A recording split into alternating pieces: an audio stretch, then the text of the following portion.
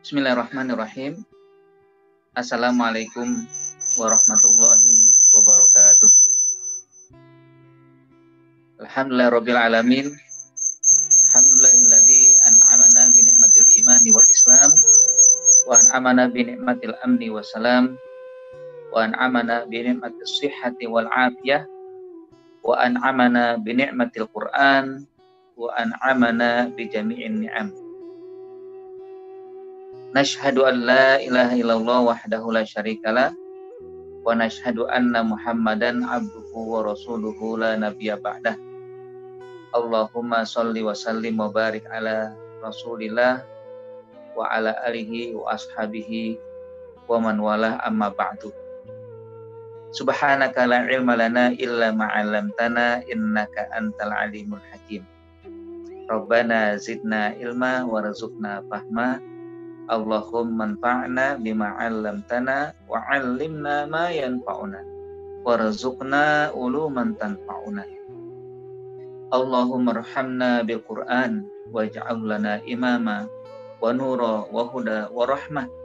Allahumma dzakirna minhu ma nusina wa 'allimna minhu ma jahilna warzuqna tilawatahu ana al-laili wa atrafan nahar. Waj'alil Qur'ana hujjatan lana ya rabbal alamin wa ya arhamar rahimin. Asbahna wa asbahamdulillah walhamdulillahi la syarikalah la ilaha illa huwa wa ilaihin nusyur.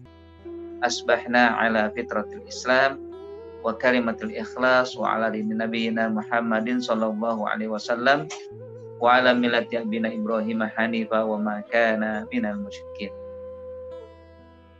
Radina billahi robba wa bil islami dina wa bi Muhammadin nabiyya wa rasulah. Apa kabar Bapak dan Ibu sekalian? Mudah-mudahan Bapak dan Ibu sekalian senantiasa diberikan kesehatan, diberikan keimanan dan istiqomah di jalan iman. Dan marilah kita bersyukur kepada Allah Subhanahu wa taala atas nikmat yang Allah berikan, nikmat yang Allah anugerahkan kepada kita semua hingga pada pagi yang penuh berkah ini kita diberikan kesempatan untuk bisa hadir menggunakan media Zoom mengikuti tadabbur ayat Al-Quran yang sudah kita lakukan pada beberapa minggu yang lalu hingga hari ini kita masuk pada ayat ke-42. Salawat dan salam selalu kita curahkan kepada Nabi kita, teladan kita, Nabi Muhammad SAW beserta keluarga dan para sahabat dan juga para pengikut yang kita berharap kita semua menjadi orang-orang yang senantiasa setia mengikuti dan meneladani Nabi kita Muhammad Sallallahu Alaihi Wasallam. Jamaah sekalian yang dimuliakan Allah, pada hari ini kita kembali melanjutkan atau juga melaksanakan kegiatan yang sangat mulia, yang sangat diidamkan oleh malaikat, di mana mereka selalu melihat dan ingin ikut hadir pada acara-acara yang dilakukan oleh hamba-hamba. Nah, di antara perbedaan malaikat dengan manusia adalah kalau malaikat tidak punya kesempatan untuk melakukan dirosah, tidak punya kesempatan untuk melaksanakan apa yang kita lakukan hari ini. Tapi mereka rindu, mereka kangen untuk bisa melakukan ini. Tapi memang mereka tidak bisa melakukannya. Namun mereka punya kesempatan untuk bisa mengikuti menyaksikan, ya. Sebagaimana yang pernah saya sampaikan, ya, hadis Nabi yang panjang yang mana diriwayatkan oleh sahabat Rasulullah SAW, ya, malaikat turun ke bumi, masuk, ya, ke lorong-lorong, masuk ke gang-gang, ya, masuk ke perkampungan-perkampungan, mencari siapa di antara makhluk Allah yang bernama manusia berkumpul untuk melaksanakan kajian, untuk melaksanakan zikir, mengingat Allah Subhanahu wa Ta'ala.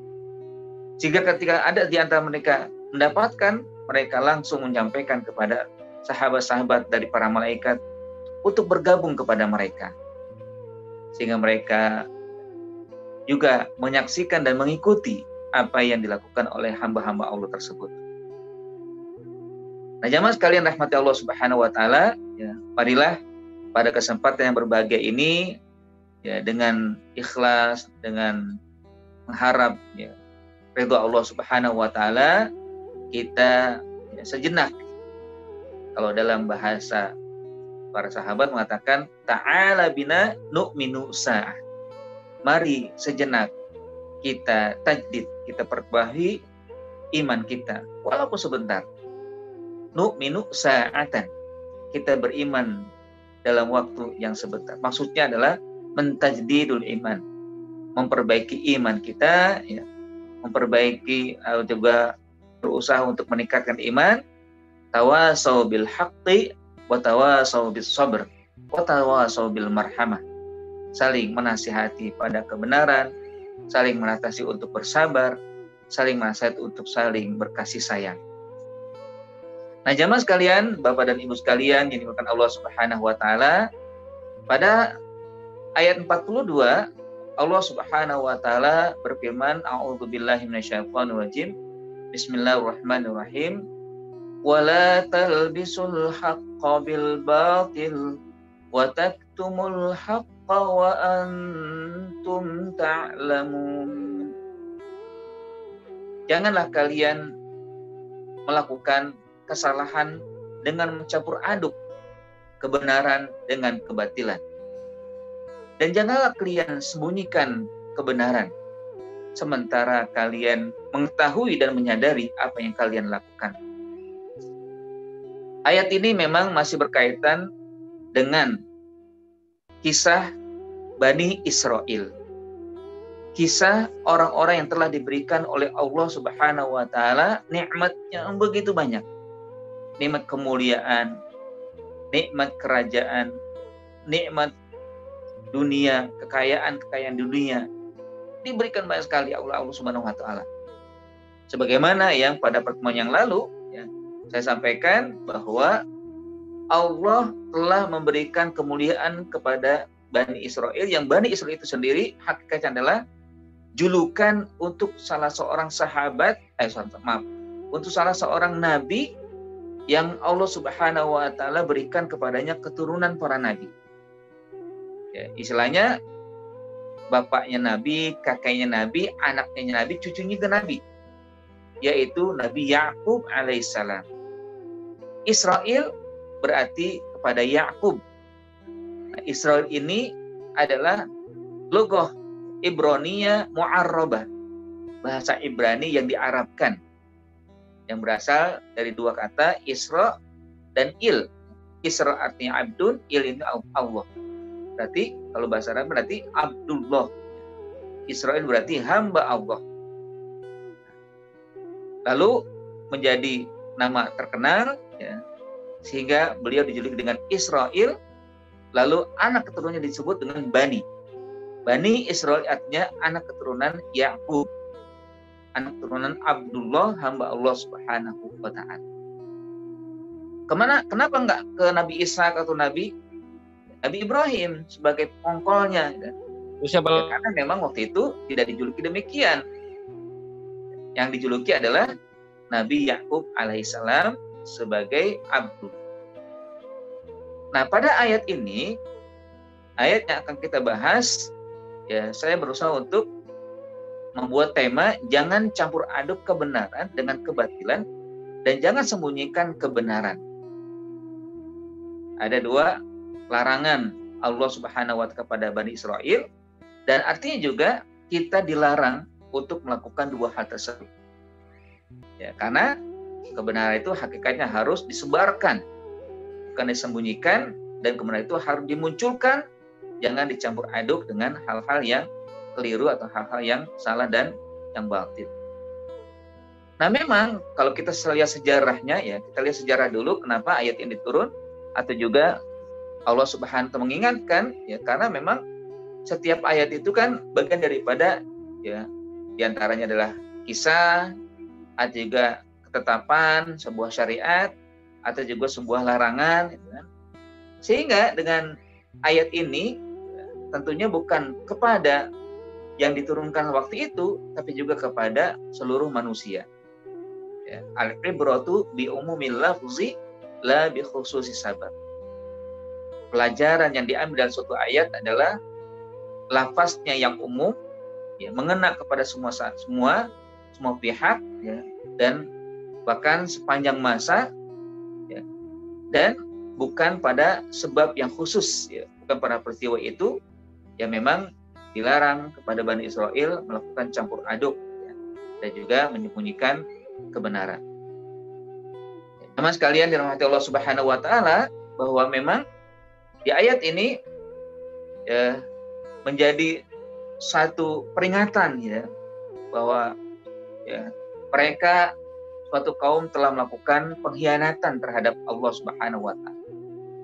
Bani Israil ini adalah mereka yang disebut ahlul kitab. Mereka yang telah diberikan kitab oleh Allah Subhanahu wa Ta'ala. Kitab Taurat, ya, yang mana di dalamnya banyak, ya, kebenaran-kebenaran. Ya, Allah berikan kepada mereka nasihat. Allah berikan mereka kepada mereka syariat, ya, agar mereka melaksanakan itu. Nah, di antara yang mereka tahu betul adalah kebenaran akan hadirnya Nabi di akhir zaman. Di Jazirah Arab, yang disebutkan pula namanya Ahmad, Muhammad, bahkan karakternya, sifatnya pun disebutkan oleh Allah dalam kitab Taurat. Ada satu kisah yang menarik sekali ini, yang akhirnya memang di sini beliau masuk Islam, ya, tapi setelah Nabi meninggal beberapa hari, ya, meninggalnya Rasulullah SAW, ya. Masuk Islamnya setelah beberapa hari meninggalnya Rasul. Jadi satu kisah di Palestina, ada seorang ahlu kitab. Dia tentunya juga ikut awalnya membenci Rasulullah, membenci Nabi Muhammad SAW, karena memang di lingkungannya begitu. Di saat dia membaca kitab Taurat, namun di saat membuka lembaran, dilihat ada disebutkan di situ sifat-sifat Nabi Muhammad. Pas kebetulan dibuka, disebutkan di situ sifat Nabi Muhammad bagaimana, yang Al-Amin, yang melaksanakan kebenaran, menyebarkan kebenaran, yang akhlaknya begini, akhlaknya begitu, disebutkan semua. Karena kesannya disobek. Ini apaan ini, kitab apa ini begini? Sifat Nabi Muhammad disebutkan sini, langsung disobek. Pulang dia. Hanya besok dia kembali, ya, untuk membaca kitab Taurat. Namun ketika dibuka, keluar lagi itu. Bahkan bertambah jadi 2 halaman. Kok ada lagi nih 2 halaman, disobek lagi. Asal dia pulang, ya, dan besok dilaksanakan lagi, ingin membaca kitab Taurat, rupanya ketemu lagi. Bukan lagi 1, 2, tapi bertambah 4. Jadi lipat gandakan oleh Allah, ya. Jadi ada dibuka-buka kok 4 halaman tentang itu lagi. Disobek lagi. Begitu dia yang hari keempatnya bertambah lagi menjadi 8. Bahkan akhirnya dia beriktizam, ya, atau beriktikad. Kalau begitu, saya tidak akan baca Taurat. Bahkan satu kisah juga disebutkan ketika hari kemudian dia membaca, ketemu bukan hanya Nabi Muhammad disebutkan di situ, tapi sahabat-sahabat Nabi Muhammad juga disebutkan. Akhirnya dia bertekad tidak mau membaca kitab Taurat karena isi itu aja. Tapi rupanya ada penasaran pada dirinya. Kok bisa ya? Dan siapa ini kok disebutkan dalam kitab Taurat? ya, nama Nabi Muhammad dan sifat-sifatnya, bahkan juga nama Nabi sahabat dan sifat-sifat mereka.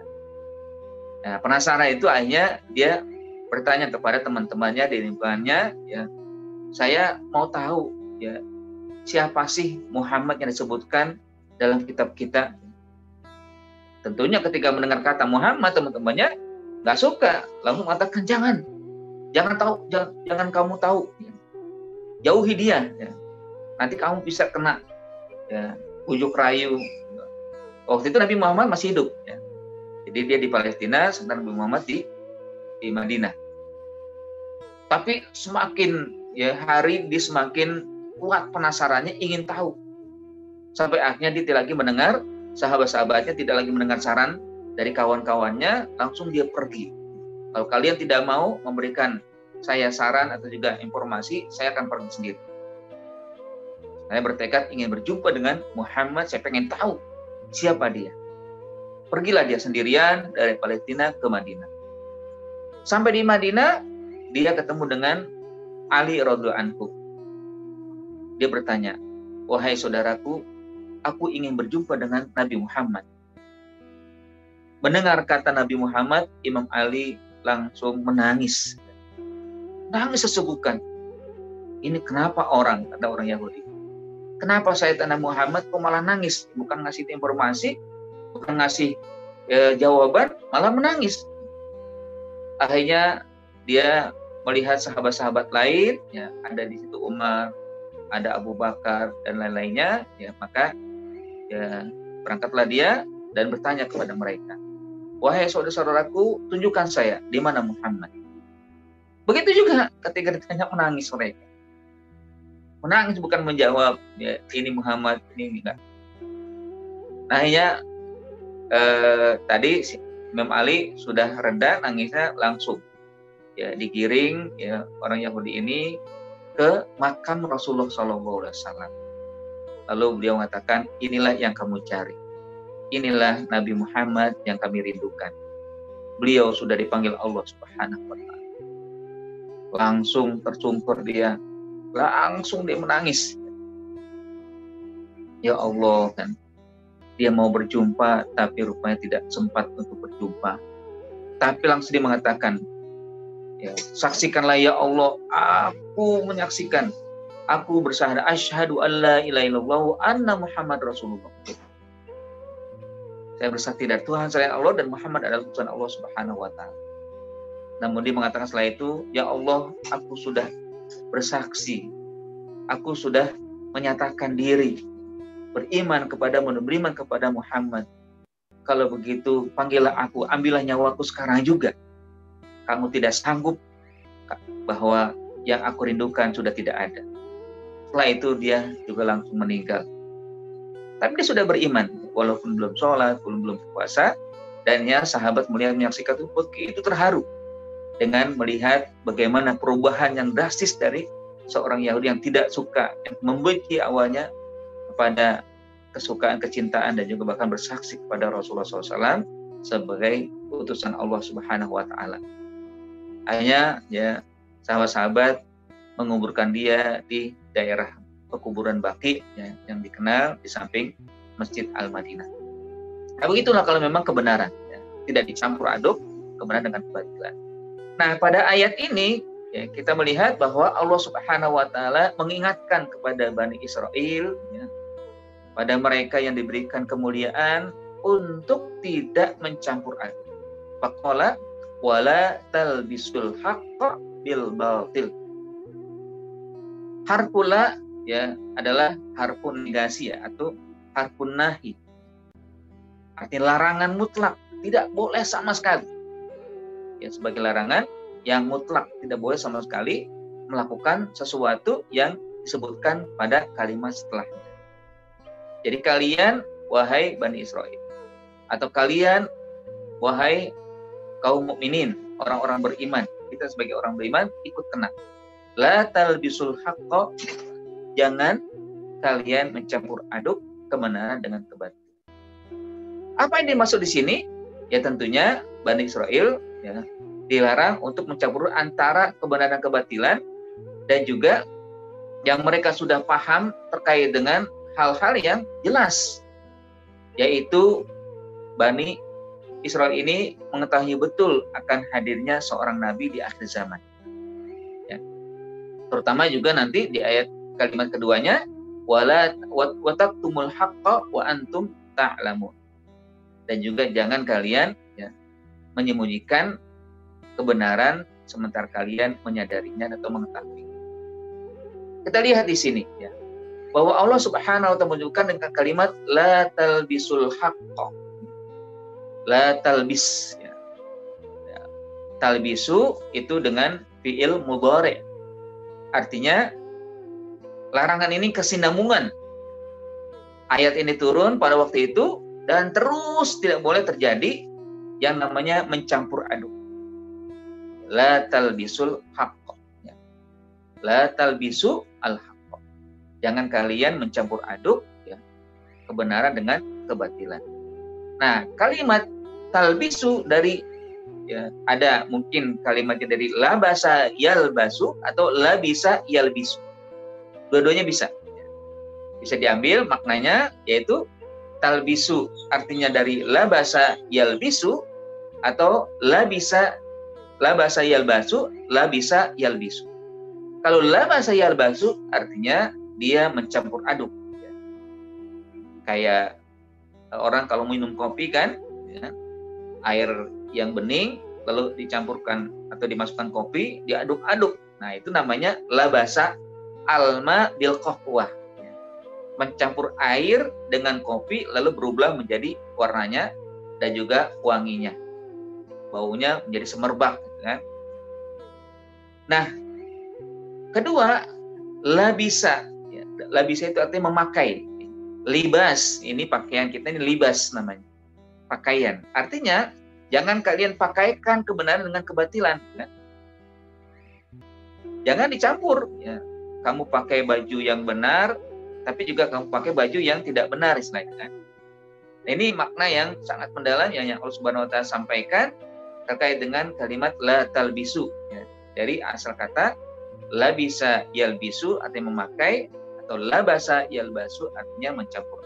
Keduanya artinya gini, bahwa kalau dipadukan ya, makna ini dengan asal kata kalian wahai Bani Israel janganlah memakai pakaian kebenaran untuk menutupi tubuh aslinya yang salah, yang batil, atau juga jangan kalian pakai baju kebenaran lalu juga kalian pakai juga baju kebatilan. Dan tentunya di sini adalah mencampur aduk suatu yang benar dengan yang batil. Nah, Allah awali kalimatnya dengan la talbisul haqqo bil batil, bukan la talbisul batil bil haqq. Kenapa? Karena memang kebenaran itu harus muncul duluan. Sesuatu yang sudah muncul duluan jangan diiringi dengan kebatilan. Jadi memang kalau mungkin ya bisa saja dikatakan kan la talbisul batil bil haq ya. Tapi hakikatnya Allah tidak sebutkan, tapi yang Allah awalkan adalah la talbisul haqqo bil batil. Jangan kalian campur aduk, jangan kalian pakai kebenaran dengan kebatilan. Apa contohnya ya yang dilakukan oleh Bani Israel terkait dengan ya mencampur aduk kebatilan ya atau kebenaran dengan kebatilan ini? Mereka ya tentunya ya menghalalkan apa yang diharamkan Allah Subhanahu wa taala. Penyebaran riba itu kan. Mereka itu yang menyebarkan. Padahal mereka sebenarnya tahu kebenaran riba itu dilarang Allah Subhanahu wa taala. Tapi mereka jebarkan. Kenapa? Karena pengen mendapatkan kenikmatan dunia secara instan. Dan bahkan ya tentunya yang paling besar adalah mereka memutar balik fakta tentang ya kitab mereka sendiri, tentang sifat-sifat yang disebutkan oleh Allah dalam kitab mereka, Nabi Muhammad, dan juga tentang umat Islam itu sendiri. Mereka sebenarnya tahu ya, apa yang sebenarnya ada dalam kitab baik Taurat ataupun Injil dan Al-Quran, tahu betul. Tapi mereka berusaha untuk bagaimana ya ini semua tidak bisa ya, tersebar atau juga ya menjadi rancu dalam kehidupan umat manusia, terutama umat Islam. Makanya larangan keras dari Allah Subhanahu wa Ta'ala ini benar-benar ya disampaikan agar mereka menghentikan ini. Tapi mereka tidak pernah berhenti. La talbisul haqqa bil batil, itu tetap mereka lakukan. Nah, kita sebagai seorang muslim, orang beriman, janganlah demikian. Ya, kadang muamalah, yang kadang ya transaksi-transaksi yang harus kita hindari. Ya. Demikian jangan sampai kita akhirnya tidak sadar ataupun sadar melakukan hal-hal yang nanti menyebabkan kita malah ya, dibenci Allah Subhanahu wa Ta'ala, dimurkai Allah Subhanahu wa Ta'ala. La talbisul haqqa bil batil. Bahkan ada ya di dalam tafsir yang lain disebutkan, Ibnu Abbas mengatakan maksud daripada itu adalah la talbisul yahudiyya wan nasraniyya bil Islam. Jangan campur aduk agama Yahudi, agama Nasrani dengan agama Islam. Inna dina indallah Islam. Bahwa agama yang paling benar adalah agama Islam. Jangan sampai kita ikut-ikutan dengan mereka. Jangan sampai kita malah merasa agama yang disampaikan sama semua. Karena semuanya agama samawi, tidak. Ya. Karena yang Allah sebutkan adalah Islam itu sendiri. Sementara mereka mungkin ada memeluk agama Yahudi, agama Nasrani, silakan saja. Tapi bagi kita tidak mengikuti apa yang dilakukan oleh mereka. Karena hakikatnya agama mereka sudah mereka simpangkan. Jadi katanya di sini ya disebutkan ya bahwa kata-kata la talbisul haqqa bil batil artinya la talbisu al-Islam bil adyan al-batilah. Janganlah kalian campur aduk agama Islam dengan agama yang lain yang batil. Mengikuti ya, kadang ya kita diarahkan untuk sikap toleran. Dengan toleran boleh, tapi hakikatnya bukan toleran pada semua hal. Ya. Kadang ya, toleran tapi masalah akidah juga dicampur aduk. Ya. Ada kan ya satu kelompok yang ya, masuk dalam gereja, ada bersolawat di situ. Ya. Nah, ini kan nggak benar nih. Bahwa masing-masing silakan melaksanakan agamanya dan kita tidak boleh campur aduk. Ya. Masalah keyakinan itu nggak boleh dicampur aduk. Karena itu semua sudah menjadi bagian prinsip, ya. Prinsip yang harus dipertahankan masing-masing, yang harus kita pisahkan. Kalau masalah komunikasi, interaksi, muamalah, boleh silakan. Nabi sendiri banyak ya berinteraksi dengan orang Yahudi. Tidak masalah bagi itu. Tapi masalah prinsip lakum dinukum waliyadin. Kalian punya agama, aku punya agama. Silakan agama kalian laksanakan, aku juga punya agama, aku laksanakan. Nah ini kan kadang-kala seringkali salah kaprah ya. Kalau dalam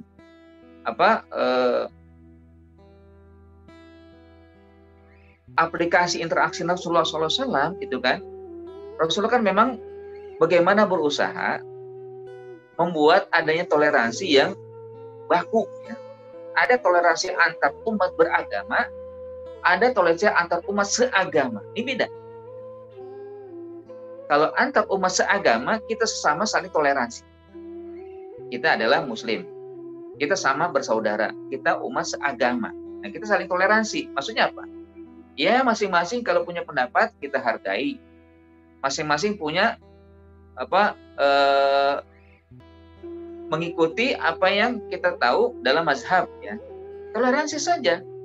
Ya, misalkan ada mazhab Imam Syafi'i, ada mazhab Imam Hambali, ya, atau kalau dari atas mazhab Hanafi, Maliki, Syafi'i dan Hambali. Itu jelas ya.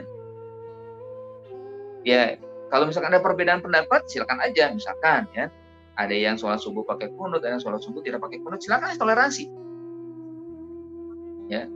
Ada yang kalau dalam puasa sholat tarawihnya 11 rakaat, ada yang 20 rakaat, toleransi. Ya. Saling hargai itu. Itu pendapat masing-masing. Nah, kedua adalah bagaimana kita bertoleransi dalam umat beragama. Nah, umat beragama artinya di dalam kehidupan bermasyarakat pasti ya, ada di sana perbedaan agama, ya. Ada yang agama Kristen, agama Yahudi, agama Buddha, agama Hindu kalau di Indonesia gitu, dan Konghucu, silakan saja saling menghormati apa yang mereka yakini. Namun jangan dicampur aduk masalah keyakinan itu, ya.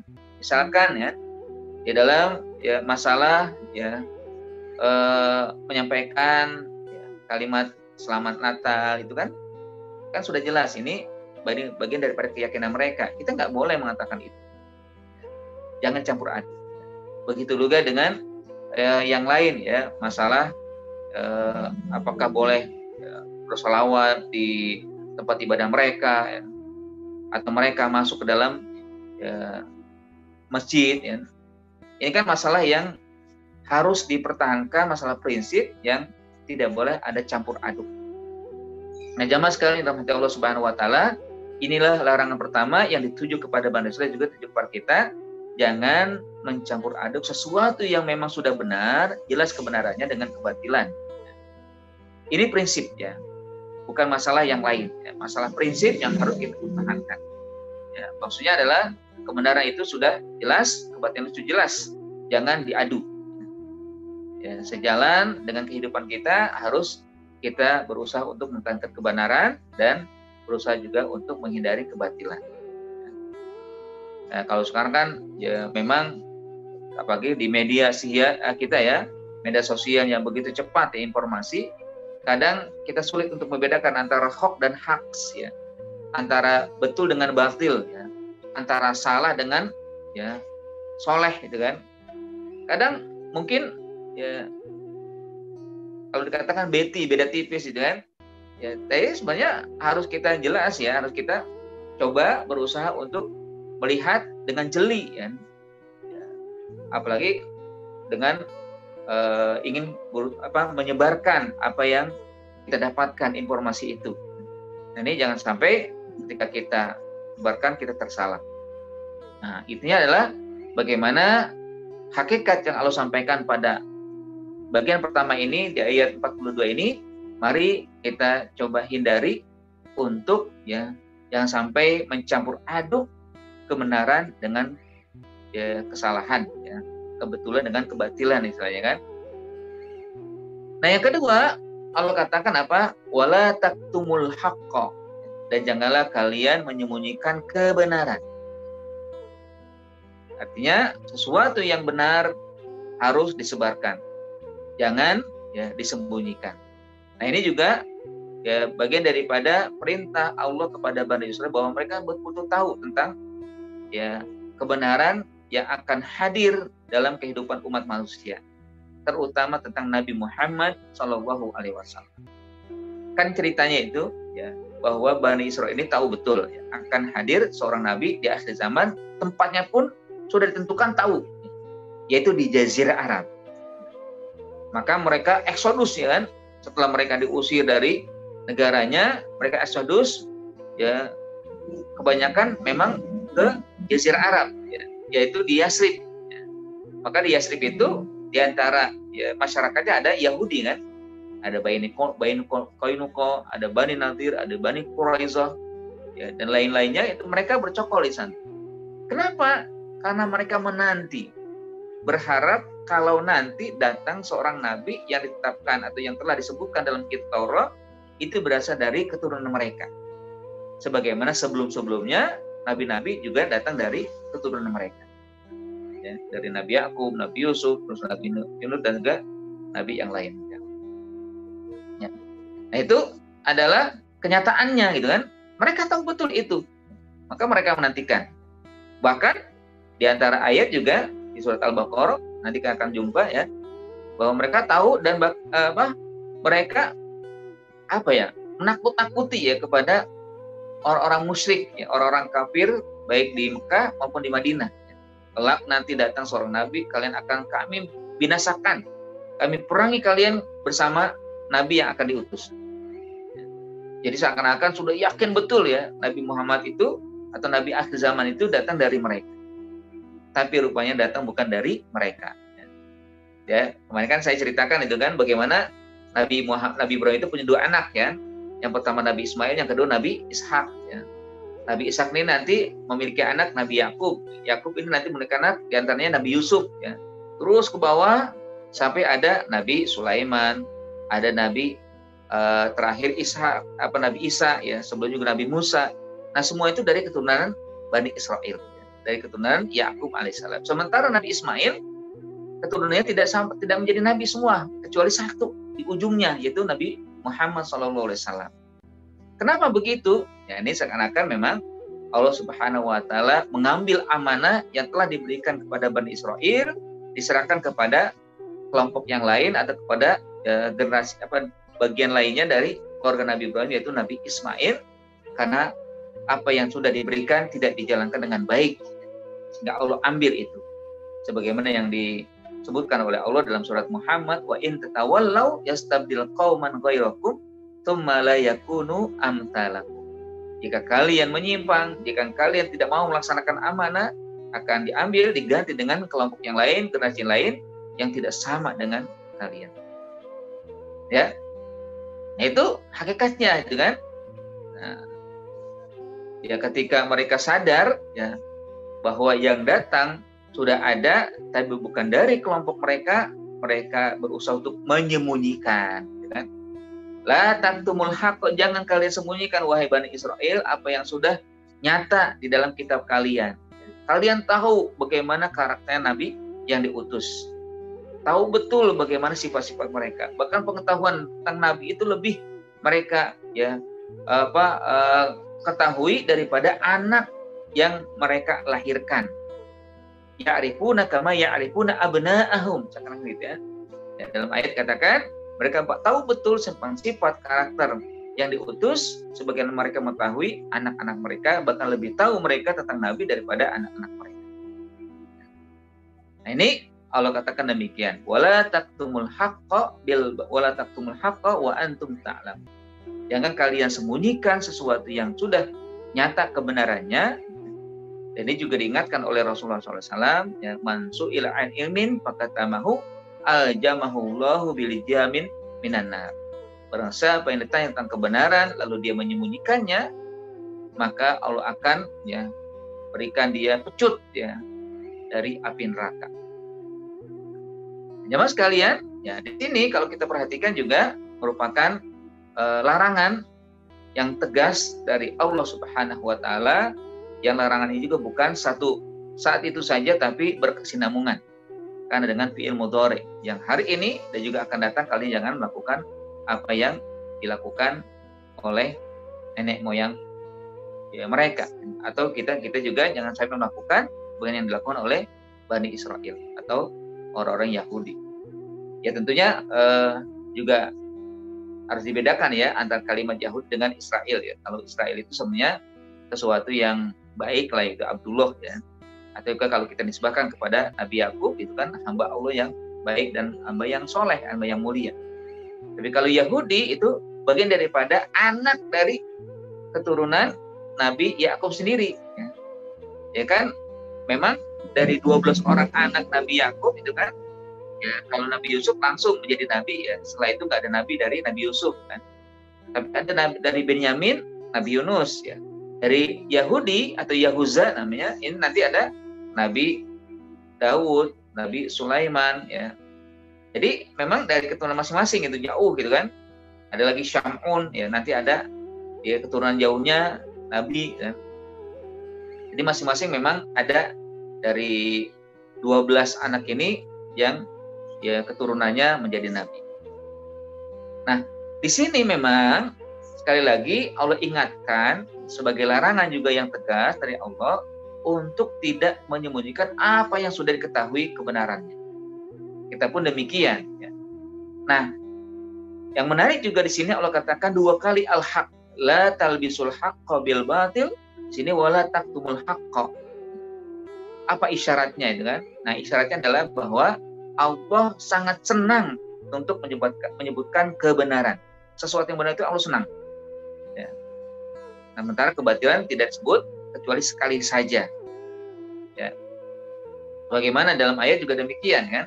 Bahkan dalam timbangan nanti di akhirat juga demikian. Allah tidak menyebutkan sesuatu yang buruk. Ya, di surat Al-Qari'ah misalkan, kan, ya, Fa amman saqulat mawazinuhu, barang siapa yang berat timbangan kebaikannya. Nah, kebalikannya adalah wa amman khaffat mawazinuhu, barang siapa yang ringan timbangan kebaikannya. Dari disebut dengan sakulat juga. Ya. Kalau sebut sakulat juga berarti kan sesuatu yang buruk ya. Enggak, tapi Allah sebutkan ringan. Ya. Ada yang berat, ada yang ringan. Karenanya Allah tidak suka sebenarnya untuk menyebutkan kalimat itu, yang artinya juga kita sebagai manusia, sebagai hamba Allah juga seharusnya tidak suka. Ya, mendengarnya nggak suka, apalagi sampai melakukannya kan gitu. Menyebutkan sesuatu yang batil, apalagi sampai melakukannya atau ya menjadikan kehidupannya terus berkembang dalam kebatilan. Ini kan kadang-kala ya kita sendiri banyak ya menyaksikan, gitu kan? Orang gampang dalam melakukan sesuatu yang batil. Kayaknya kok nggak takut gitu ya dengan adanya azab Allah Subhanahu wa Ta'ala. Ya, misalkan ya dalam kalimat talbisul haqq bil batil, kadang-kadang memang ya merasa kan Allah Maha Pengampun gitu kan. Ya. Dan juga kalau kebatilan itu atau sesuatu yang buruk kita iringi dengan kebenaran kan akan dihapus kan. Bagaimana hadis Nabi SAW ya. Ya, wa atbi sayyi'atal hasanata tamhuha. Betul memang. Iringi ya keburukan dengan kebaikan akan terhapus, betul. Tapi apakah memang harus kita melakukan begitu? Apakah nggak lebih baik kita berusaha menghindar keburukan, menghindar kebatilan, lalu kita berusaha untuk melakukan yang baik-baik? Kan lebih enak gitu kan, daripada ya kita merasa akan dihapus ya keburukan dengan istighfar, keburukan diiring dengan kebaikan lain, gitu kan? Kita akan terhapus, mendingan kita hilangkan, kita jauhi keburukan, lalu kita berusaha untuk menerapkan kebenaran itu. Kan lebih enak kan, daripada merasa ya Allah Maha Pengampun dan juga Allah Maha Pemaaf. Jangan sampai ya ngaji Quran tapi senang juga dengan perbuatan yang buruk ya. Sholat tapi juga nonton film-film yang tidak baik ya. Nah ini nggak boleh. Jangan campur aduk. Ya. Dan jangan merasa sesuatu yang kita lakukan itu pasti akan diampuni oleh Allah. Apalagi kalau sampai kita isror. Isror itu artinya berkelanjutan, keras kepala untuk melakukan dan juga ya untuk nantiasa kalaupun merasa itu akan dihapus oleh kebaikan sehingga melakukan itu. Kita lihat misalkan ya contoh ya ketika Nabi Yusuf dibunuh atau ingin dibunuh oleh abang-abangnya kan, oleh kakak-kakaknya. Kan azab mereka itu nanti kalau kita berhasil bunuh dia atau kita asingkan dia, kita buang dia, kita taubat, kita jadi anak soleh ya, di hadapan bapak kita. Jelas kan, selesai sudah. Tapi rupanya ketika dia berhasil, ya mereka berhasil ya mengasingkan Nabi Yusuf, mulai dari saat itu mereka sama sekali nggak bertaubat, padahal pengen bertaubat. Tapi nggak ada itu, nggak ada. Kecuali mereka bertaubat setelah bertemu dengan Nabi Yusuf kembali. Bayangkan 40 tahun lebih, ya 40 tahun lebih mereka nggak bertaubat. Sehingga di saat mau berjumpa dengan Nabi Yusuf itu ada yang mengingatkan, bukankah dulu kita pernah mengatakan begini, pernah mengatakan begitu, tapi rupanya itu menghalangi kita.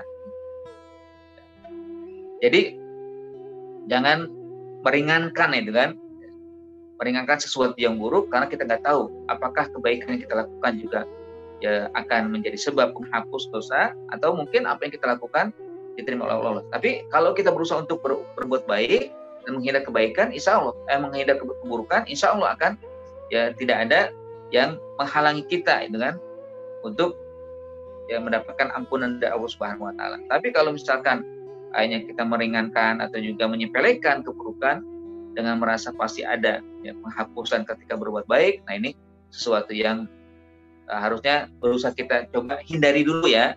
Mendingan hilangkan keburukan, kuatkan kebaikan, terus berbuat baik ya. Akhirnya tidak ada keburukan yang melekat dalam diri kita. La talbisul haqqa dan juga wala taktumul haqqa. Yang kedua juga Allah ulangi lagi dengan kalimat yang sama, yaitu la talbisul haqqa la taktumul haqqa, bahwa memang kebenaran itu harus senantiasa kita sebarkan. Al-haq ya, itu harus kita sebarkan, sementara al-batil harus kita coba ya hilangkan atau juga kita perangi ya, atau kita jauhi dalam diri kita. Nah, yang menarik adalah di sini di akhir ayatnya Allah katakan wa antum ta'lamun. Coba. Di sini artinya bahwa kalian sadar bahwa mencampur aduk antara kebenaran kebatilan itu salah. Sadar kalian tapi melakukan dosa. Taktumul haqqa juga demikian, tetap kalian lakukan dosa. Kalian tahu itu, wa antum ta'lamun. Kalian mengetahui itu bahwa perbuatan ini adalah memang salah ya. Kalau misalkan sampai dilakukan. Nah, sungguh ya perbuatan yang sangat dibenci oleh Allah adalah ketika seseorang melakukan perbuatan yang salah, orang itu tahu itu salah. Ini kan peringatan juga kepada Bani Israel ya, bahwa mereka tahu apa yang mereka lakukan ini sebenarnya salah ya. Yaitu mencampur aduk ya, kebenaran dan kebatilan, menyembunyikan kebenaran itu sebenarnya salah, tapi mereka tetap melakukannya, itu yang dibenci oleh Allah Subhanahu wa taala kepada mereka. Nah, kita juga demikian, bahwa ya sesuatu yang menjadi besar dosanya kalau misalkan kita atau seseorang betul-betul memahami bahwa itu salah tapi tetap dilakukan. Berbeda ya dengan orang melakukan sesuatu yang dia salah tapi tidak tahu, tidak sadar bahwa itu salah, dan dengan orang yang memahami, mengetahui bahwa itu salah tapi tetap dilakukan. Itu beda. Kenapa? Yang pertama kan nggak tahu, ya, belum tahu lah gitu ya. Ya, mungkin karena kebodohan atau belum banyak ilmunya, ya, belum sampai ilmunya, dan dia akhirnya menghindari itu, yaitu dosanya adalah dia salah dalam berdosa. Sementara orang yang tahu, orang yang berilmu tapi tetap melakukan ya, perbuatan dosa, nah ini Allah timpakan pertama dosa dia itu, kedua bahwa itu memang salah tapi tetap dilakukan. Ya, perbuatan dosanya memang sudah jelas, dia bersalah, dan dia sebenarnya tahu ya bahwa itu salah tapi tetap dilakukan, ditambah lagi oleh Allah Subhanahu wa taala ya dosanya itu 2 kali lipat. Dan sekalian memang kita saksikan ya bahwa ada orang yang sebenarnya berpengetahuan itu. Di tengah kehidupan itu banyak orang seperti itu, berpengetahuan tapi sayang. Karenanya ilmu itu kan harus kita amalkan, harus kita jalankan dengan baik. Ya. Seringkali saya sampaikan ada kalimat ya, sebuah syair atau sebuah kata indah itu kan dari Arab ya, kullama isdada ilman lam yastadhuda illa bu'da. Seringkali begitu. Ada orang yang bertambah ilmu tapi tidak bertambah hidayah, tapi malah jauh dari hidayah. Nauzubillah ya. Ya, dengan ilmunya dia mungkin bisa bermain kata ya. Dengan ilmunya dia melegalkan sesuatu yang salah ya. Atau mencampur aduk tadi ya, yang salah menjadi benar, yang benar menjadi salah gitu kan. Atau ada ungkapan dunia terbalik dengan ya, sekarang orang jujur itu dianggap salah, sementara orang yang salah dianggap jujur ya. Kan banyak ya seperti itu. Nah ini ya jangan sampai ada dalam kehidupan kita atau dalam diri kita tahu itu kebenaran, sementara akhirnya kita tidak mau melakukannya, kita tahu itu kebatilan tapi kita langgar. Yang sampai kullama isdada ilman lam yastadhuda illa bu'da, tapi harusnya kullama isdada ilman isdada hudan la bu'da. Seharusnya begitu. Yang sampai bertambah ilmu malah jauh dari hidayah, tapi seharusnya bertambah ilmu bertambah hidayah, bertambah dekat kita dengan Allah, bertambah tunduk kita kepada Allah. Kan kita tahu apa yang telah jelas ya, kita baca Al-Qur'an, kita baca hadis. Ya, kita juga dapat informasi dari para ulama, dari kiai kita, dari ustadz kita, kebenaran. Ya sudah kalau begitu, jelas lakukan, kita tahu. Ya. Tapi bukan berarti nggak usah berilmu lah, nanti banyak salahnya lagi, nggak juga. Ya, lebih baik berilmu, laksanakan ilmu, yang baik kita lakukan, yang batil kita hindari, itu lebih baik daripada yang tidak berilmu. Karena syaitan sendiri memang ya senang dengan orang yang tidak berilmu kan, dan takut kepada orang berilmu. Ya, jadi kalau salah dalam satu hadis dikatakan 1000 abid itu tidak ditakuti oleh syaitan daripada satu alim walaupun dia sedang tidur. Atau ya bima'anawil hadis ya, satu orang alim lebih ditakuti oleh setan daripada 1000 abid. Kenapa? Kalau orang alim tidur pakai doa, ya, dia berwudu, kan? Dia bersuci dulu kan, bersih dengan wudu, lalu dia berdoa. Jadi sulit untuk membisikkan dia, untuk masuk ke dalam tubuh dia. Sementara orang yang abid yang tidak berilmu, ya, orang yang abid tapi orang jahil tapi abid, ya, atau abid dia jahil, dia mungkin ibadahnya hanya mengikuti apa yang disaksikan tanpa ilmu, ya. Yang lihat mungkin kiainya, dia mungkin lihat ustaznya, dia mungkin lihat orang dengan ya kalau benar alhamdulillah bagus, tapi kalau salah atau dia mungkin hanya mengikuti gerakan tapi tidak ada ilmunya, ya, apa yang harus dibaca, sehingga mudah setan masuk ke dalam tubuh dia atau untuk bisa membisikkan. Nah, jemaah sekalian rahmati Allah Subhanahu wa taala, inilah yang memang menjadi satu ketetapan ya oleh Allah Subhanahu wa taala, atau kalau dikatakan larangan Allah kepada seluruh manusia, khususnya kepada kita sebagai seorang muslim, untuk menghindari dari mencampur aduk kebenaran dengan kebatilan, atau juga menyembunyikan sesuatu yang benar. Sesuatu yang kita tahu silakan sampaikan, sesuatu yang kita tahu tentunya juga laksanakan. Sementara ketika ini terjadi dan kita tahu, kita berilmu, nah ini nanti akan menjadi akibat yang besar. Marilah apa yang kita tahu kita laksanakan, apa yang kita pahami kita coba terapkan dalam kehidupan kita. Ya, sesuatu yang baik pasti akan diberikan kebaikan oleh Allah, dan sesuatu yang buruk pasti akan ada balasannya, ya, dari Allah Subhanahu wa taala. Bagi siapa yang melakukan, maka berusaha untuk menjauhi atau berusaha untuk mohon ampun kepada Allah Subhanahu wa taala.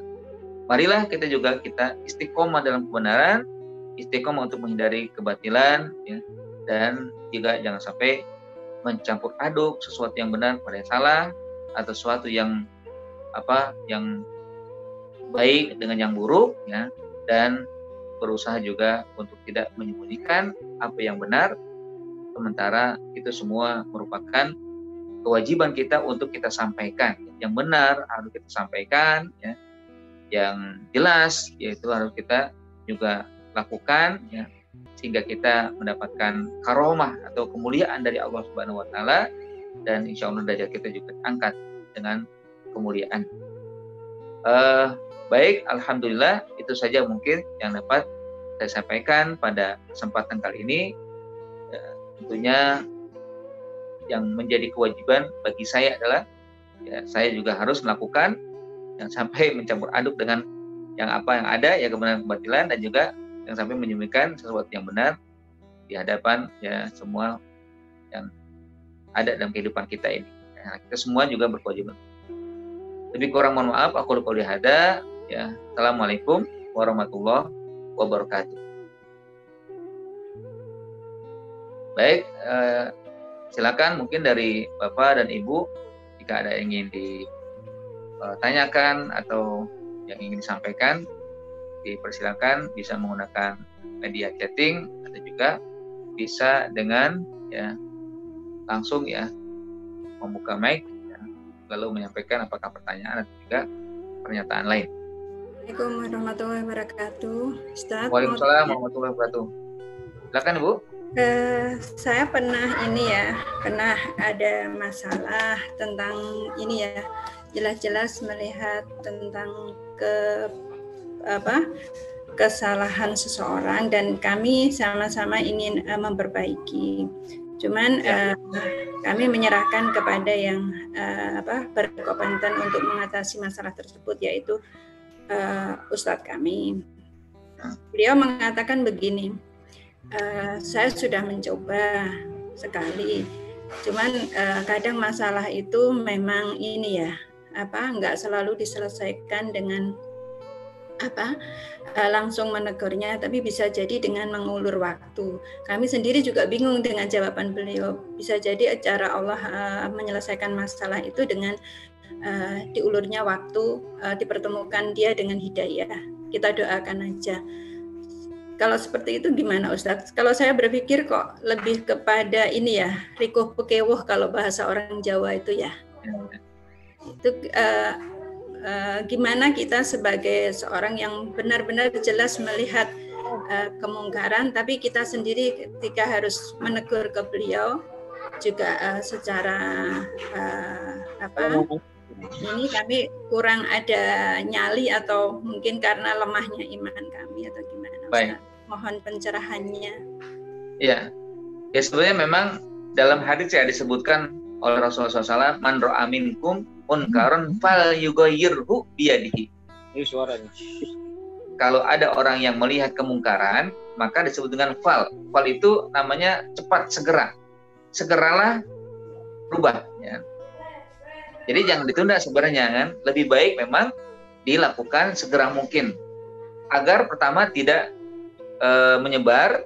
Yang kedua, jangan sampai orang yang melakukan ini nanti keburu meninggal istilahnya kan. Keburu wafat. Ya, kesian. Jadi Rasulullah SAW kata-kata apa tadi? Barang siapa yang melihat kemungkaran, maka segeralah lakukan perubahan atau perbaiki. Ya. Nah, yang dilakukan, yang diceritakan tadi Ibu tadi, sesungguhnya itu di luar kaidah ya, luar kaidah dari Rasulullah SAW ya, menunda mungkin ya kalau bahasa kita PKU kan, kalau bahasa Jawanya itu kan. Jadi seharusnya memang dilakukan dengan cara yang cepat ya. Jadi kalau misalkan memang sudah jelas itu kemungkaran, datangin kepada orangnya ya, sampaikan bahwa yang dilakukan ini adalah keliru, adalah salah, tolong hindari atau tolong berhenti dari melakukan itu ya. Apapun yang mungkin disikapi sama dia itu urusan dia, yang penting sudah sampaikan dengan segera, mengingatkan, karena tawasau bil haq, tawasau bis sabr harus. Apalagi tadi yang disampaikan oleh Rasul tadi ya, dalam hadisnya fal yughayyirhu ya, maka segeralah ya. Segeralah berikan perbaikan, berikan nasihat kepadanya agar dia mau berubah dari apa yang dilakukan dan bentuknya kemungkaran atau hal-hal yang tidak sesuai syariat ya. Jadi seharusnya demikian Ibu ya. Ya mudah-mudahan ya. Mungkin kalau dia punya alasan, tapi alasan itu kan bisa nanti dicari ya solusinya dengan bukan menunda ya, tapi dengan cara strategi ya, mungkin alasan strategi juga mungkin, tapi seharusnya ya, kalau menurut saya seharusnya cobalah ya segera mungkin agar jangan sampai tadi dua alasan sebenarnya. Jangan sampai nanti ketika dibiarkan orang merasa oh itu kok biasa saja, kemungkaran yang biasa, nanti hanya menyebar. Yang kedua, orangnya keburu dipanggil Allah ya tidak sempat, lalu nanti kita yang melihat dianggap salah juga ya, tidak mau memperbaiki orang tersebut. Begitu Mumbu ya. Jazakallah khair Ustaz. Baik, sama-sama. Ya. Ada yang lain? Ada Pak Sulaiman mungkin mau sampaikan?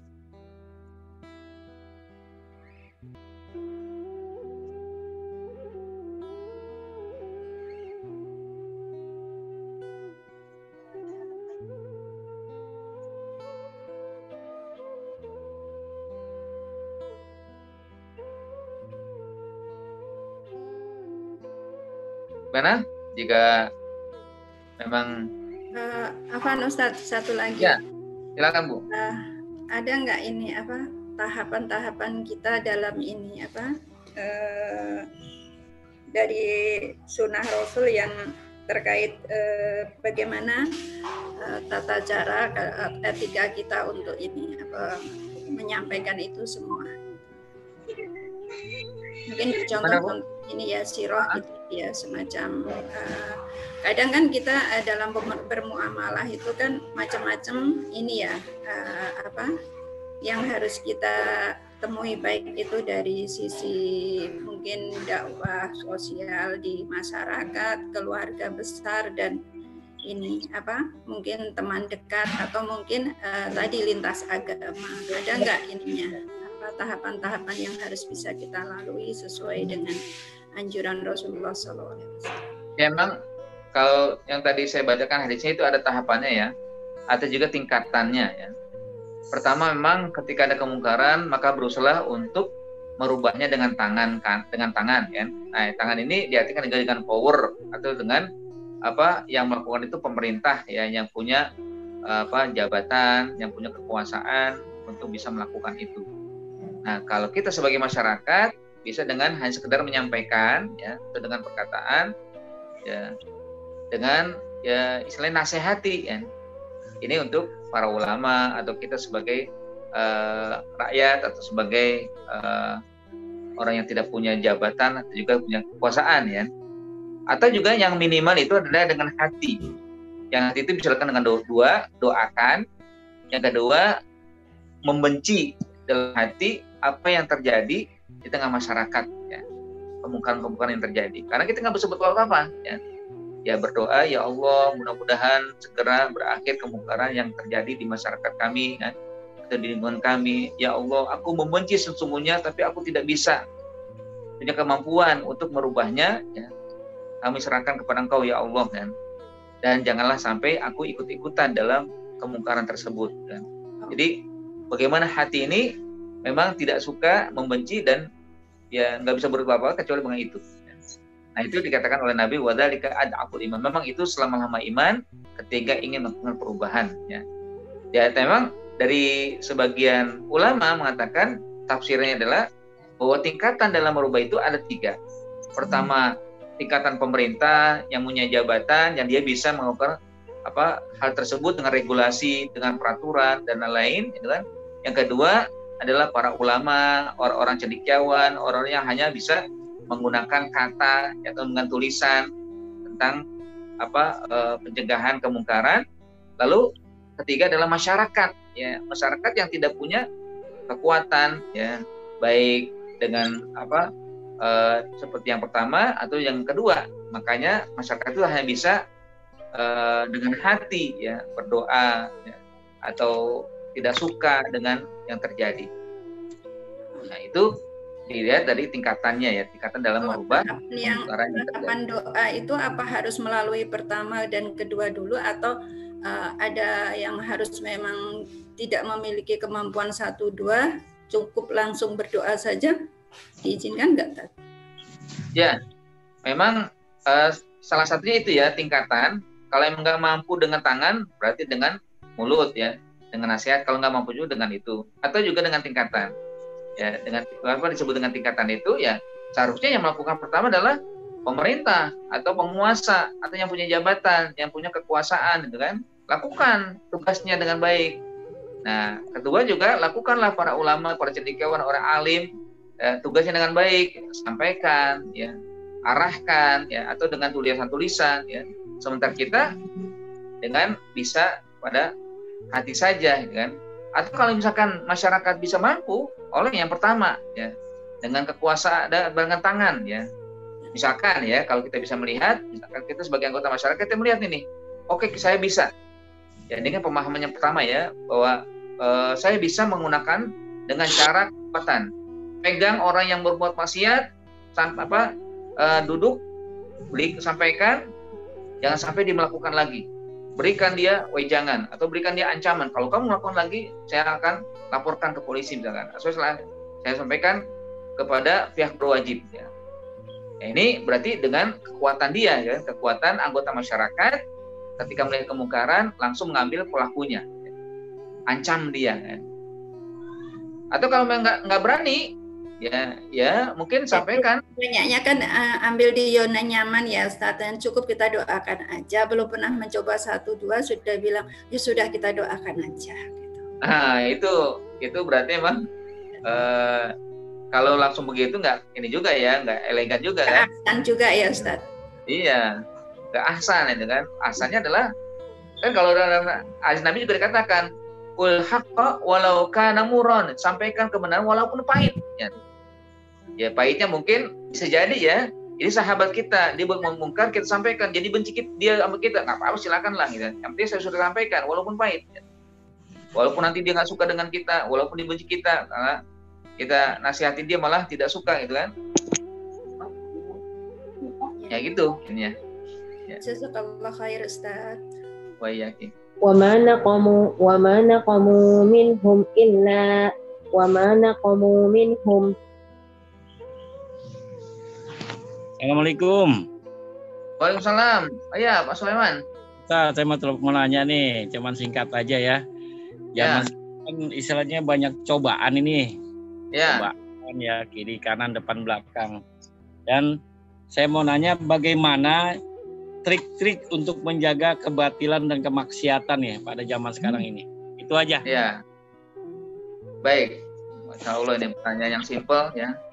Tapi memberikan kepada kita insya Allah bahwa memang sekarang ini begitu gampang ya kita mendapatkan atau melihatlah kemungkaran ya. Bahkan dengan sekedar menggerakkan jempol ya itu kan bisa terjadi ya apa itu maksiat yang bisa kita lihat ya. Ya tentunya ada 3 hal yang harus kita lakukan ya untuk bisa terhindar. Pertama, bahwa harus kita yakin bahwa kemungkaran itu menjadi penghambat dari keberkahan ya. Ya. Kita harus tahu bahwa maksiat itu adalah penghambat keberkahan. Kalau kita tahu itu berarti kita harus coba menghindari kan. Bahwa ini akan menghambat keberkahan kita atau menghambat rezeki kita, menghambat rahmat Allah Subhanahu wa taala hadir kan dalam kehidupan kita. Ya. Sehingga ya kita akan berusaha untuk terhindar atau menghindar dari kemaksiatan tersebut walaupun mungkin memang ada. Ya, misalkan ya di jalanan, seringkali kan kita lihat ya apakah kalau mungkin pihak laki kan melihat wanita-wanita yang tidak berjilbab atau yang mungkin pakaiannya seksi kan, seringkali kan hanya mata itu langsung ya kayak menuju ke situ. Nah, kita berusaha untuk menghindar. Ah, ini enggak, ini maksiat ini kan. Nah, menundukkan kepala atau menundukkan pandangan.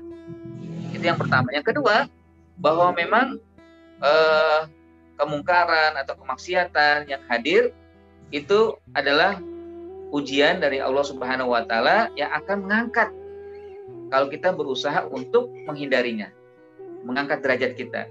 Kan dalam ayat dikatakan, ya in tajtanibu kaba'ir ma tunhauna anhu nukaffir ankum sayyi'atikum wa nudkhilukum mudkhalan karima. Kalau kamu ada di hadapan kamu kemungkaran, kamu jauhi itu, maka akan kami hapus dosa-dosa kalian dan aku angkat kalian mendapatkan tempat yang mulia. Masya Allah kan? Hanya sekedar menghindar dari kemaksiatan akan terangkat. Ya tentunya ketiga itu tadi di ayat itu juga disebutkan dosa-dosa akan dihapus. Kesalahan kita akan dihapus oleh karena kita berusaha untuk menghindar perbuatan dosa, perbuatan maksiat. Nah, kemungkaran juga yang kita tahu bahwa ini hakikatnya adalah bagian daripada cara setan nih, untuk menggelincirkan kita. Kan tadi disebutkan dari arah kanan, arah kiri, ada bagian belakang, ada bagian depan, itu kan. Itu cara setan untuk membisikkan dan juga untuk menjerumuskan kita pada ya liang keburukan ya, atau juga sampai nanti masuk neraka, nauzubillah ya min zalik. Nah, karenanya ini harus kita pahami celah-celah setan. Bagaimana cara mereka masuk gitu kan. Nah, ya tentunya bahwa mereka memang tidak pernah berhenti untuk memasukkan kita pada hal-hal yang dilarang Allah Subhanahu wa taala. Karenanya kita harus senantiasa berusaha dan dengan sungguh-sungguh memohon kepada Allah, ya Allah, jauhkan aku dari bisikan setan. A'udzubillahi minasyaitonirrajim. Ya. Atau juga berusaha untuk mengetahui apa sesungguhnya yang diinginkan setan. Ya. Ya tentunya mereka sesungguhnya adalah untuk menjauhkan kita dari Allah Subhanahu wa taala. Intinya sebenarnya tadi 3 ya. Ketika kita ingin menghindar dari kemaksiatan, pertama apa tadi? Bahwa maksiat itu menjadi penghambat berkahan, rahmat Allah, bahkan rezeki Allah itu akan menghambat. Makanya kalau kita sadar gitu kan, kok kenapa rezeki saya kok seret-seret aja gitu, atau kok kayaknya nggak mudah seperti orang mendapatkan. Tapi ada yang menyatakan, loh kenapa orang kafir bisa lancar itu kan? Jadi kan maksiat juga. Ya. Nah perlu juga kita perhatikan bahwa apa yang terjadi itu sesungguhnya juga bagian daripada rahman Allah, bahwa memang ada orang yang Allah berikan nikmat kepada mereka yang walaupun ingkar sebagai apa? Sebagai ujian bagi mereka.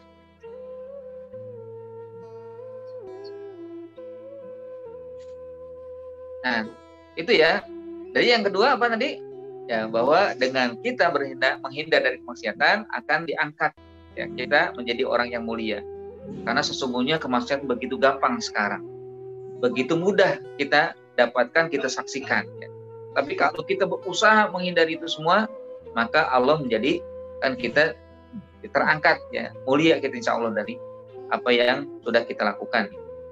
Yang ketiga, dosa-dosa juga akan terhapus. Ya, sesungguhnya ini merupakan satu isyarat itu kan, bahwa maksiat itu bukan berarti kenapa kok harus ada, tapi ini ujian. Ya. Kan kenapa sih ya di dalam kemarin ya Nabi Adam kok dilarang kan? Wala taqrabah hadis saja, itu sudah saya bahas kemarin. Kenapa kok ketika Allah mengatakan uskun anta wa zaujukal jannah, kamu wahai Adam dan istrimu tinggallah di surga, tapi jangan dekati ini. Kenapa harus ada larangan? Ini ujian. Ya, ujian dari Allah kepada Nabi Adam, jangan dekati. Apakah dia tunduk dan patuh sehingga menghindari atau tidak ya? Nah begitu juga sekarang, kenapa harus ada hak dan batil? Kenapa nggak hak aja gitu kan? Kenapa harus ada batil? Nah ini ujian. Kebatilan itu ujian bagi kita. Apakah ada dalam diri kita untuk berusaha menghindar atau malah terjebak pada batilan? Ya, kalau kebenaran sudah kita lakukan, ada kebatilan, apakah kita nanti mencampur aduk atau mungkin terjebak pada kebatilan? Ini ujiannya. Nah, kalau misalkan berhasil kita hindari, nah ini akan mendapatkan lebih besar lagi ganjaran dari Allah Subhanahu wa taala. Mungkin itu ya yang bisa saya jawab ya. Bisa nanya lagi ya Pak? Ya silakan. Sana aja. Tadi Ustaz mengatakan ya orang yang ada apa yang dimaksud dengan orang yang dekat kepada Allah, akan tetapi dia tidak dapat hidayah. Ini yang bingung kita Pak. Bagaimana tuh supaya kalau yang dekat kan pasti dapat hidayah, tetapi dia tidak dapat hidayah tuh. Bagaimana Pak Ustaz? Ya, maksud saya kan ada orang yang dia memiliki ilmu ya. Seharusnya kan orang yang berilmu itu hidayahnya lebih banyak dapatnya.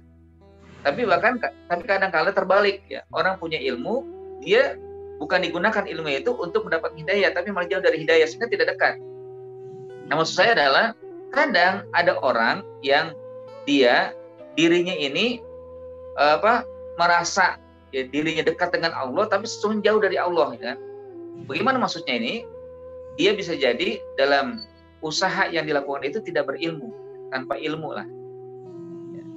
Jadi kayak kamuflase itu kan, atau mungkin ya apa yang dilakukan itu cuma ikut-ikutan. Ya. Nah karenanya perlu dipahami benar bahwa ketika kita mendekatkan dengan Allah Subhanahu wa taala kepada Allah itu harus dengan usaha ya, cara dengan berilmu atau meningkatkan ilmu pengetahuan. Sehingga pertama syaitan tidak bisa masuk ya. Yang kedua kita akan istiqomah di situ ya. Jadi maksud saya seperti itu ya. Artinya memang pertama memang ilmu itu sendiri. Ilmu itu harus dijadikan sebab kita dekat dengan Allah atau bertambah hidayah dari Allah Subhanahu wa taala, bukan malah jauh dari hidayah. Ya. Kan ada satu kisah Bal'am ya, mungkin tahu ya Bal'am. Bal'am itu di zaman Bani Israel, dia alim. Dia seorang alim ini Bal'am ini. Tapi sayang ilmunya itu digunakan untuk melegalisasi kekuasaan yang batil. Coba alim ya, ulama terkenal waktu itu dia. Tapi hakikatnya apa yang Allah berikan kepadanya itu tidak menyebabkan dia memberikan mengislah pemimpin yang zalim, atau berusaha juga untuk bagaimana menyebarkan ilmu kepada masyarakat ya. Tapi justru malah dia melegalkan apa yang dilakukan oleh kebatilan dari para raja. Ya, kebatilan yang para raja itu kan tentunya akhirnya menjadi merasa ada yang membenarkan kok itu kan. Ini seorang ulama terkenal. Apa ceritanya? Ceritanya gini kan. Di saat Bal'am tinggal di suatu daerah, dia bersama raja menghadang Nabi Musa yang akan masuk situ. Nabi Musa akan menyampaikan risalah. Tapi dihadang ini. Disebarkan, Nabi Musa begini, Nabi Musa begitu kan. Dengan cara yang dengan cara ilmu dia yang diketahui, katanya ya saya kan alim, saya tahu begini, saya tahu begitu kan. Sebenarnya akhirnya Nabi Musa tidak bisa masuk. Jadi akhirnya ya, ilmu yang dimiliki oleh Bal'am untuk ya, melegalkan kebatilan yang saat itu terjadi. Begitu mungkin ya. Baik, di sini ada yang bertanya di chatting, izin bertanya Ustadz, apakah ada batasannya dalam menyembunyikan kebenaran? Dan batasan itu sejauh mana? Kalau berbohong dalam kebenaran, apakah dibenarkan? Ya, gimana caranya? Jadi nggak ada sebenarnya batasan menyembunyikan. Selama itu menyembunyikan nggak ada batasan. Jangan dibatas-batasi ya. Semua sesuatu yang benar itu jangan disembunyikan. Semua sesuatu yang, kecuali kalau misalkan memang bukan batasan, tapi kalau memang menjadi rahasia khusus ya jangan disembunyikan, jangan disebarkan, itu kan, tetap sembunyikan. Tapi hakikatnya kebenaran Islam, kebenaran ajaran yang kita tahu, sampaikan saja, ya, jangan sampai disembunyikan. Nah, berbohong bagaimana? Apakah boleh? Bohong ya namanya berbohong salah ya. Tapi ada 3 kalau nggak salah ya yang dibolehkan berbohong. Yang pertama ketika ingin mendamaikan 2 orang yang bertikai. Cukup ya, misalkan berbohongnya gini. Ketika bertemu dengan A yang bertikai dengan B ya. Pertama ketika sampaikan kepada A, katanya saya kamu dapat salam dari si B, padahal enggak, si B enggak menyampaikan salam, ingin bertemu kamu di sini gitu. Nah, yang terus orang ini datang lagi ke B, menyampaikan ada salam dari A gitu kan, ingin berjumpa di sini di tempat ini. Akhirnya berduanya bertumpah itu kan. Dan karena dikatakan salam, akhirnya menjadi damai. Nah, ini boleh begitu ya. Berbohong dalam rangka mendamaikan. Yang kedua ya, berbohong dalam kehidupan rumah tangga, misalkan tanda kutip ya, maksudnya gini. Nah, yang mungkin sering kita dengar kan, ketika sang istri masak kan, mungkin dirasakan kok asin banget itu kan, atau mungkin nggak enak gitu. Tapi berusaha untuk menghibur, hanya mengatakan ya enak atau pas dengan rasanya ya. Padahal mungkin dari dirinya tidak suka dengan itu, tapi berusaha untuk menyembunyikan ya apa yang memang kenyataannya tidak seperti itu kan. Nah, yang ketiga adalah ketika masalah perang ya. Kalau kata Nabi, al-harbu kaidun ya, perang itu adalah tipu daya. Itu kan yang dilakukan oleh Nu'aim ya. Nu'aim itu ketika di perang Ahzab, dia berbohong kepada satu kaum ya, Bani Quraisyah. Dia juga berbohong kepada orang-orang kafir ya. Katanya kepada Bani Quraisyah, orang-orang Mekah itu sebenarnya hanyalah menipu kalian ya. Bahwa kalian sebenarnya nanti akan ditinggal ya. Kalian bagaimana nanti tetap di Madinah sementara mereka akan pulang. Bagaimana kamu mau begini-begini ya gitu. Hanya juga perkara betul juga ya. Hanya merasa tidak lagi yakin kepada orang-orang Mekah, gitu, orang-orang Quraisy Mekah ya. Nah, sementara si Nu'aim pergi ke orang Quraisy ya, katanya bahwa ya Bani Quraisyah menyesal dengan kalian. Mereka tidak akan percaya kepada kalian kecuali kalian akan diminta untuk agar ada jaminan. Wah, sampai akhir terjadi. Setelah berhasil itu terjadi ketidakpercayaan antara 2 kelompok ini. Jadilah perpecahan. Nah, ini kan berbohong juga. Jadi ada 3 itu kan, boleh berbohong dan 3 hal. Ulam bisawab ya, mungkin itu yang bisa saya sampaikan. Ada yang sampaikan Pak Sulaiman lagi? Lagi Ustadz Afan. Ya, silakan Bu.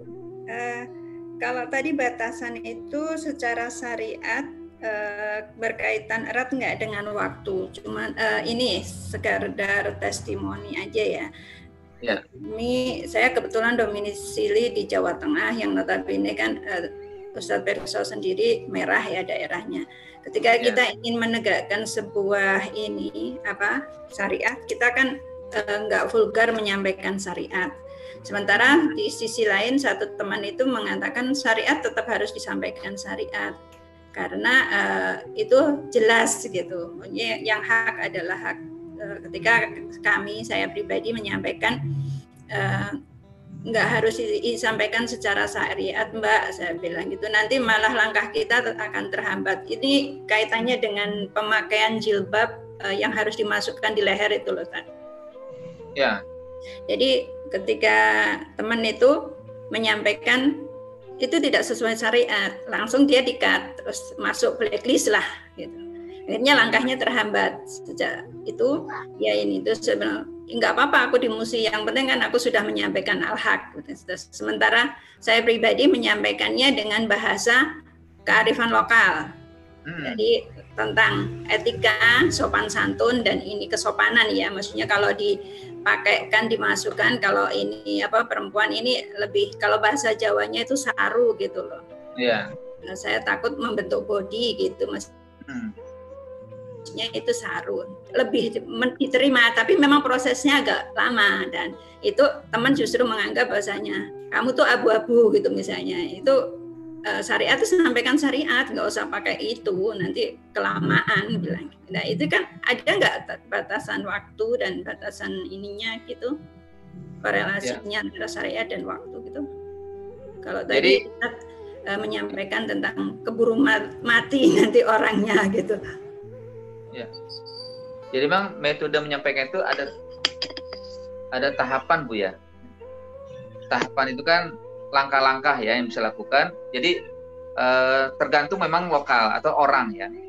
Bukan berarti menunda-nunda sebenarnya, tapi dengan cara yang nanti ketika dia menerima atau tidak. Ada memang orang yang langsung saklek ya, langsung kepada poin ya, bahwa ini tidak sesuai syariat ya. Ada yang memang bisa menerima, ya. Tapi ada juga yang harusnya pakai langkah-langkah. Nabi juga demikian, pernah ya Nabi SAW akhirnya sampai memerahi sahabat-sahabat kan. Apa mungkin kan ketika ada badui yang pipis di salah satu pojokan masjid ya, itu langsung dimarahi oleh sahabat ya, ingin memarahi lah, bukan marah tapi ingin memarahi, tapi dicegat oleh Rasul, jangan. Jadi pelan-pelan juga sampaikan bahwa ini nggak boleh ya, gitu. Ya. Sehingga nanti masuk kepada dia. Coba kalau langsung disampaikan ini nggak boleh ya, kamu najis ya, akhirnya dia malah lari ya. Nah begitu juga mungkin ya, kalau sekarang kan mungkin banyak ya orang-orang yang sudah mendapatkan informasi-informasi sesuatu yang menjadi rancu bagi dia. Bukan rancu sebenarnya, tapi dia mengetahui itu ya, merasa nggak ada masalah pakai jilbab seperti itu kalau contohnya tadi gitu kan. Ya sebenarnya kan nggak boleh, tapi nanti pakai kearifan lokal, sampaikan kepada dia memang pakai jilbab itu bagus, tapi kalau bisa jangan sampai sebagaimana yang disampaikan oleh Rasul, pakaian itu bagi wanita tidak membentuk tubuh kan, tidak boleh ketat kan. Kalau kamu masukkan jilbab ke dalam leher itu kan kelihatan lehernya gitu kan, kan lebih bagus begini kan, sesuai syariat begitu kan, sehingga jelas nanti akhirnya diterima, ketimbang nanti ada yang tentu poin kamu nggak boleh, kamu tidak dianggap sesuai syariat, marah dia, mendingan saya nggak pakai jilbab dimarahin ya. Sementara banyak yang nggak pakai jilbab itu nggak ya diapa-apain misalkan gitu. Jadi memang perlu ada tahapan atau melihat juga karakter orang ketika berdakwah ya. Bahkan ada seorang ulama ya, ketika menyampaikan Islam itu sendiri, itu dilihat dulu orangnya. Kalau kamu melihat masyarakat untuk menyampaikan Islam, sampaikan tentang yang mereka terima. Misalkan Islam itu mendirikan sholat, Islam itu membayar zakat, Islam itu berpuasa, Islam itu bersyahadah, Islam itu haji, itu cukup. Tapi kalau kamu menyampaikan Islam kepada ahli ekonomi atau ahli hukum, jangan begitu. Bedain, Islam itu adalah bagaimana hidup dalam ekonomi yang adil, tidak curang, tidak begini, tidak begitu. Kalau pada hukum begitu juga, Islam itu hukum, harus bersikap yang baik, harus bersikap sesuai dengan proporsional. Kalau salah ya salah, kalau benar ya benar gitu kan. Nah, Imam Ali juga mengatakan ya, balighu ya khatibun nas ala qadri uqulihim ya, atau khatibun nas ala ma ya'rifun, sampaikan Islam kepada mereka sesuai dengan pengetahuannya. Lihat timbangan pengetahuannya gitu kan.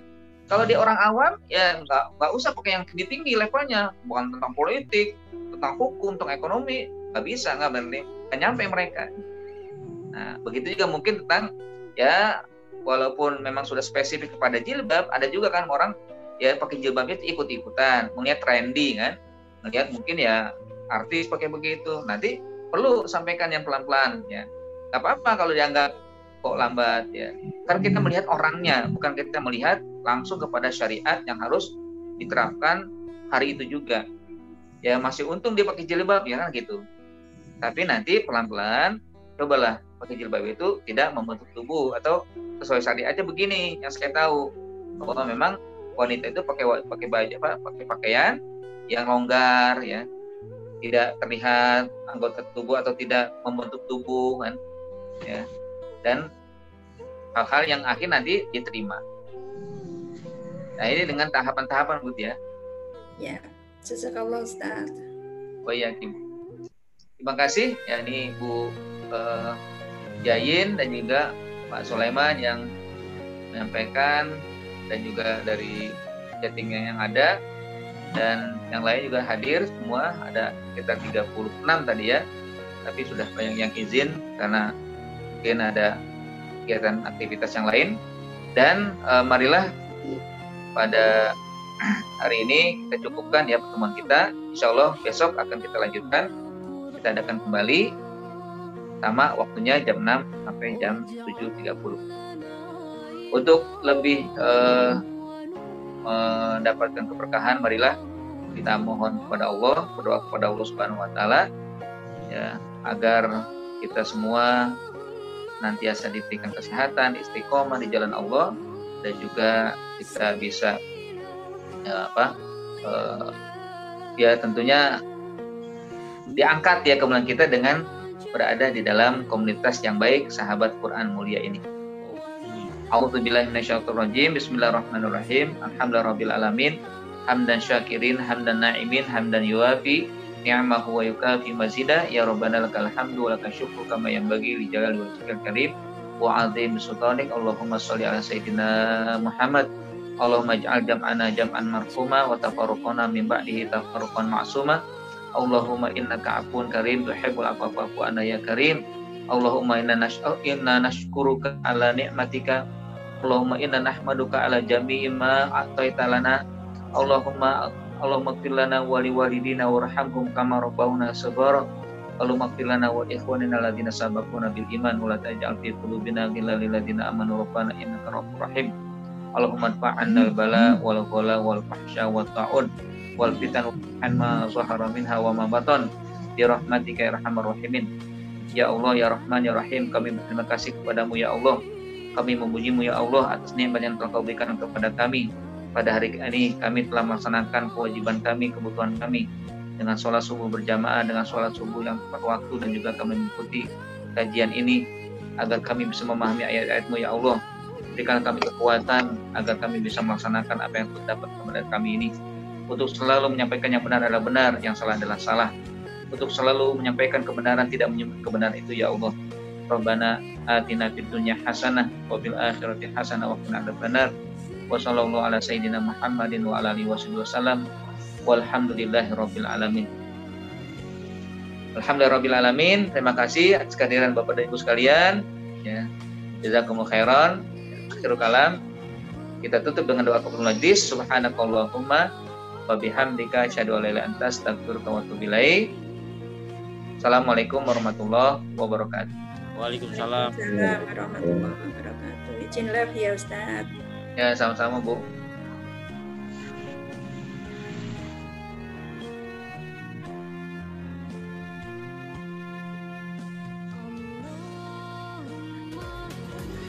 Sulaiman, apa kabar? Baik. Mana bisa nggak nanti siang? Insya Allah kita nih pagi kan kita buka praktek nih jam 9. Ya. Jadi kalau pagi tuh nggak bisa. Insya Allah diusahakan jam 2, jam 3 saya. Insya Allah. Ya. Ya ke sana. Ya. Jam 2 lah, jam telat. Kalau bisa jam 2. Ya, makasih. Ya. Assalamualaikum Pak Ustadz. Selamat.